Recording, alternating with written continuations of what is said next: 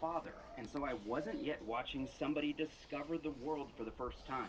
So please take a few minutes and listen, because I think this is something that everybody who has kids, or might have kids, or works with kids, or might work with kids should know.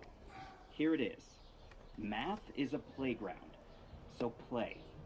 Allow me to explain. A few days ago, I was at the park with my daughter watching her play. She's at a very adventurous age and is constantly testing out every possible pathway to the top of what she has dubbed the Mermaid Castle. As she stretched her relatively tiny legs from rung to rung over what comparatively looked like a gaping chasm, I squiggled and squirmed as I struggled to keep myself from jumping up and lifting her over what I perceived to be a great danger. But she was careful. She didn't fall, and she learned a bit about the world. To be sure, playgrounds can be dangerous. So why do we let our kids play on them? Because playgrounds exercise their bodies, and not just in the sense of improving cardiovascular health or building strong bones and muscles. Those are all lovely side effects. But what playgrounds really do is provide kids with a relatively safe way to learn about using their bodies to navigate the world. How to balance, how to get from here to there, what to do when you get stuck. In other words, how to solve problems in the physical world. As I was watching my daughter, I realized that math, too, is a playground. But it's not a playground for our bodies, it's a playground for our minds. In a way, I've always known this to be true, but I'd never thought about it quite like this. And the thing is that this is pretty much the opposite of the way kids are commonly talked to and taught about math, and many of the sciences too. All too often, we're taught that math is a tool, and only a tool, that we need to master in order to complete some boring but purportedly important task. We drill and drill our kids with arithmetic or factoring problems, but we never allow them to explore, and we never really allow them to play. But play is exactly what kids do best. It's how they learn. And it's what we need to allow them to do, both with their bodies on the physical playground and with their minds on the mathematical one. Many adults struggled with math as kids. Why? In many cases, it's because their parents struggled with math. And why was that? Because their parents struggled with math, and so on. Which means it's time to break the cycle. Your child or grandchild or friend's child or student or whoever it may be does not need to struggle just because you did.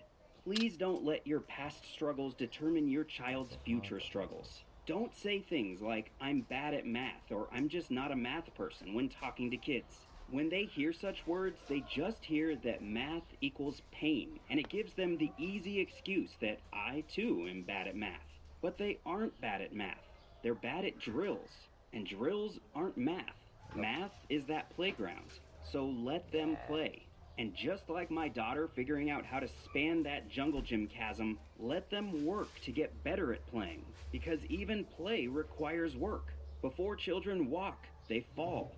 But when our kids fall taking those initial shaky steps, we help them to their feet and we encourage them to keep trying. We value the work and we praise it. And eventually those steps lead them to the playground and to chasms like the one my daughter crossed a few days ago.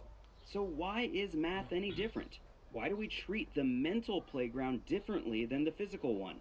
I honestly don't know, but I do know that we shouldn't. And I believe that if we change our attitude and encourage our children to play, both physically and mentally, we'll help create the greatest generation of creative and critical thinkers the world has ever seen. Which is something we really could use right about now. That leaves us with one final but very important question. What does playing with math actually look like? What is the mathematical playground? The good news is it's simply the world around you. Math is everywhere when you stop and look. You can explore the patterns on seashells, play with tiles and shapes, categorize objects in bizarre, silly, and creative ways. Do puzzles, do origami, study the patterns in music, study the structure of trees, paint, knit, create secret codes, break secret codes, program computers. Just be creative. And be sure to check out the many amazing resources on the web, such as naturalmath.com and goodaymath.com. These sites math. and many others like them are there to help you, your World Cup. kids, your grandkids, your students, and everybody else learn how to play with math. Because math is a playground. So go play. It's dangerous, watch it. Okay, that's all the math we have time for. Thanks again to everybody who has tuned in over the past 7 years to hear what I've had to say. It's been a lot of fun, and I've learned a ton along the way. Hopefully you've gotten as much out of it as I have, although in truth, I doubt that's possible. If you want to follow along with me on my future adventures in life, you can always find me on Twitter at twitter.com/Jason Marshall. Jason Marshall. For the last time, this is Jason Marshall with the Math Dudes Quick and Dirty Tips to make math easier. Thanks for listening, math fans.